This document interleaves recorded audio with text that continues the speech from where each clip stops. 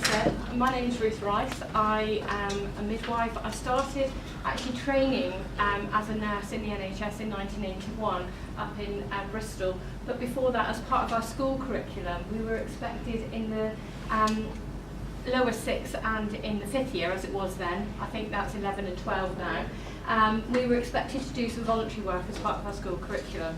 And for me, I chose to do voluntary work at local hospitals. So I'm Plymouth born and bred.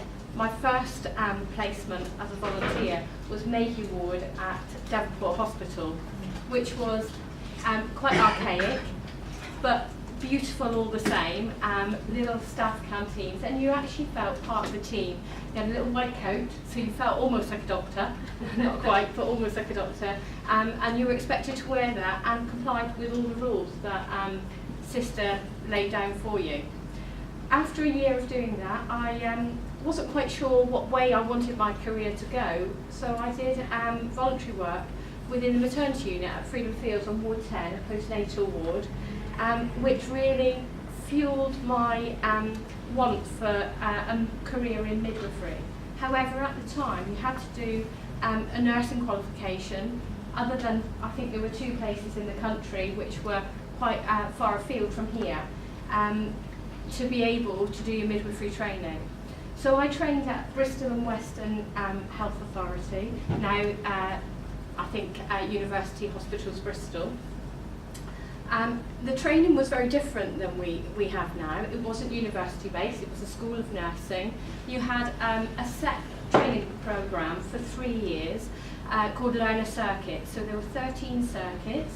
You had an induction period at the start of your training, and then you had a week study block at the start and end of each circuit. You did junior medicine, senior medicine, junior surgical, senior surgical.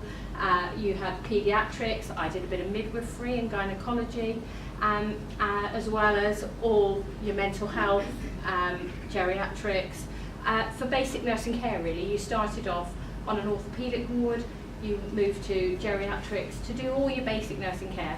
And as has been said before, you didn't have mentors then like you have now. You didn't have your sign-off mentors. You had a clinical tutor that would come to the wards with you on an odd day. You could ask them to come, or they'd come and do assessments with you. So your aseptic technique, your bed bath, shaving, not the women mostly the men, but shaving. People weren't so worried about their legs and their toenails back then, but you did all those things and you were assessed as you went along.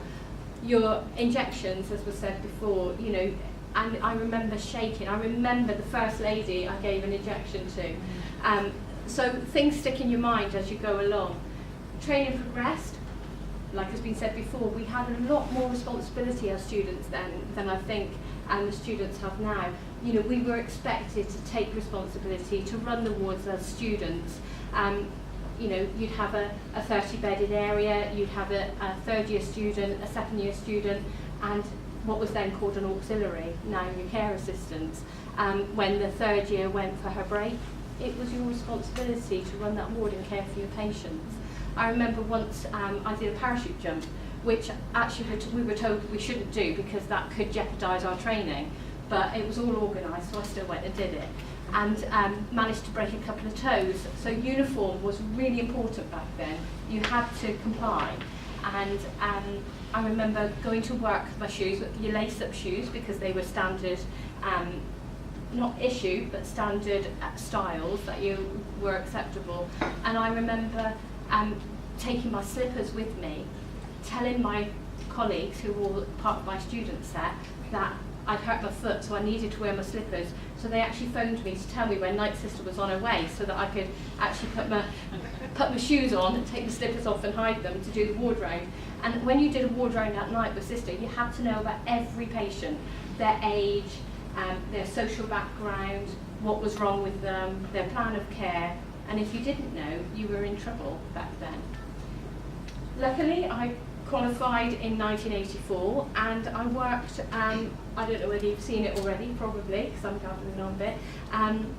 I worked as a staff nurse on a gynecology ward, a 32-bedded gynecology ward, and before I got my PIN number, I was in charge of the ward there. So you had a different colour belt. You couldn't wear your staff nurse uniform, but you had the belt to show you'd qualified, you'd passed your exams, but you were waiting for your PIN number to come through, but you were still employed as a staff nurse then. After a few months, I got engaged and I came back to Plymouth to work, and I worked at Freedom Fields on Ward 15, which was male medicine, a bit different from gynecology.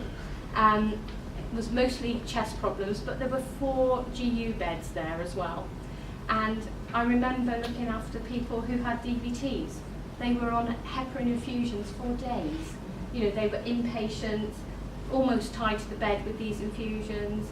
Now Clexane as outpatient. You know, how times have changed. So much better for patients. They also, you know, did what you said, really. You know, they didn't question you. If you said get up and walk, they'd get up and walk. If you said you had to lie down, they'd lie down. You know, there was no, I don't want to, like you get now, or are you sure that's right, like there is now. There was no questioning of care back then. But your ward teams were, like it's been said, your family, you know, your extended family, and still are. After doing another 6 months, working 6 months in male medicine with my first cardiac arrest, never saw one while I trained. It was a man with scoliosis, so you pull the pillows out, they're there on the chest.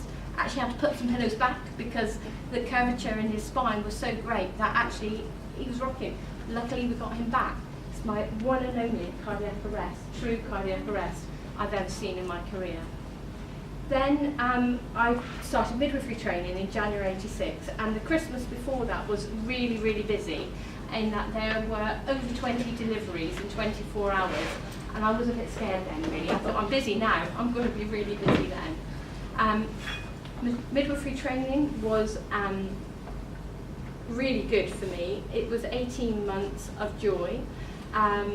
In the community, we did visits. We had a pager. We didn't have mobile phones. We went to people's houses. We asked to use their own phones if they didn't have a phone, because not everyone did back then. We'd go to the little red telephone box and make calls. We'd be phoning GPs and getting prescriptions for them for things like nystatin or ergometrin.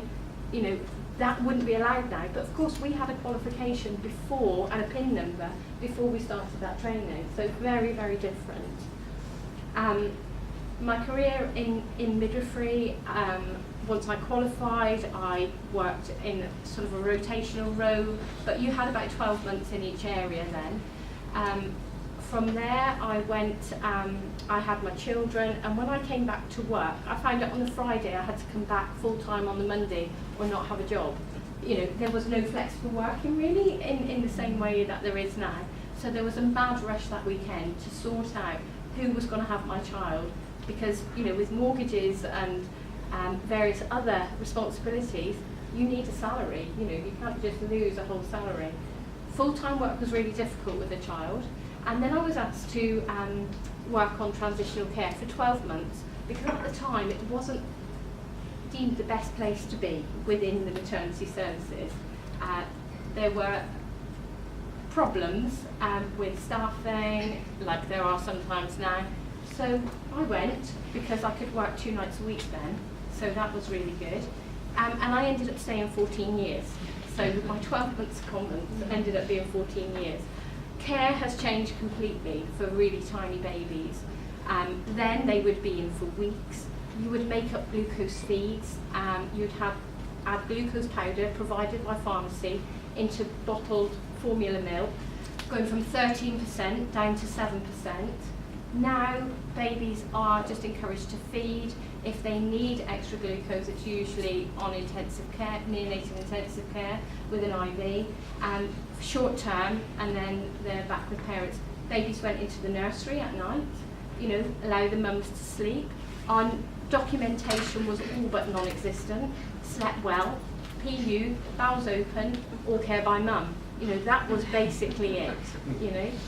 Bit different than now, where you feel you have to write something at least every hour to prove that you've done something, and litigation was non-existent then, whereas it is now. You know, so now if you haven't written it, you haven't done it. The system has changed a lot. So I think There are pros and cons for it all. We spent a lot of time with the patients, not writing notes, but now you have to find a balance between the two.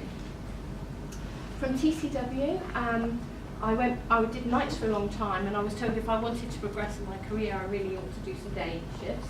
So I worked for 4 years on days on TCW, the last 4 years, and I applied for a ward manager's job, thinking that they'd give me Norfolk, which was then a postnatal ward, because obviously that's predominantly what I'd done since I qualified, but no, they gave me the antenatal ward, so that was a steep learning curve for me. And I was also part of the change where they moved from having 2 wards into 1 ward.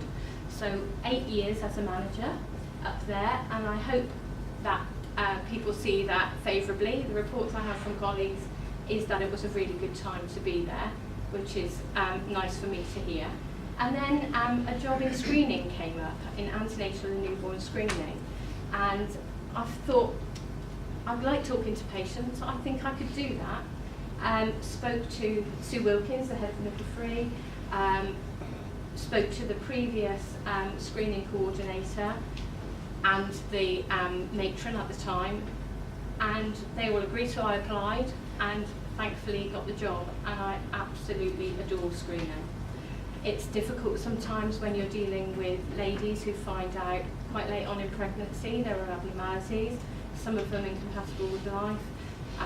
Sometimes they get a high chance result, so it's where we signpost them to find out more information.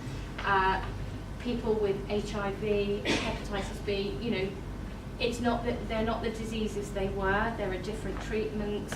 You can prevent that vertical transmission to the babies with early onset of care. So changes for us have been absolutely amazing. What I would say to people starting is respect yourself and respect others.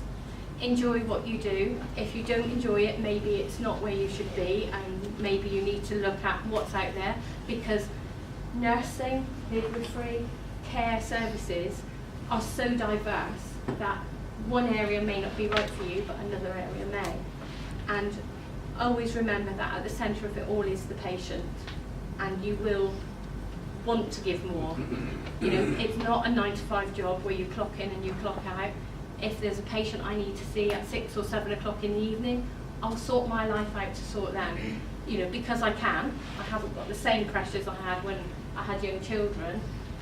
But, you know, if you give something to people, you will always get something back in return. And I think that it's an amazing place to be. And just one thing, when you saw Scott Hospital there, just one big change is visiting. I was in Scott Hospital as a baby for 3 months with pneumonia and measles, and I've got a letter at home that was sent to my parents as an emergency. It was obviously sent by a courier to their address, asking them to phone the hospital urgently. And the visiting times were on that, and it was half an hour a day, Monday to Saturday, and 3/4 of an hour on Sunday for parents only. So how we've moved on, our care involving the family in decision making is just immense now in comparison. So thank you for listening. I hope you've enjoyed it, my little run through, and I'll be happy to talk to any of you anytime if you want to know more.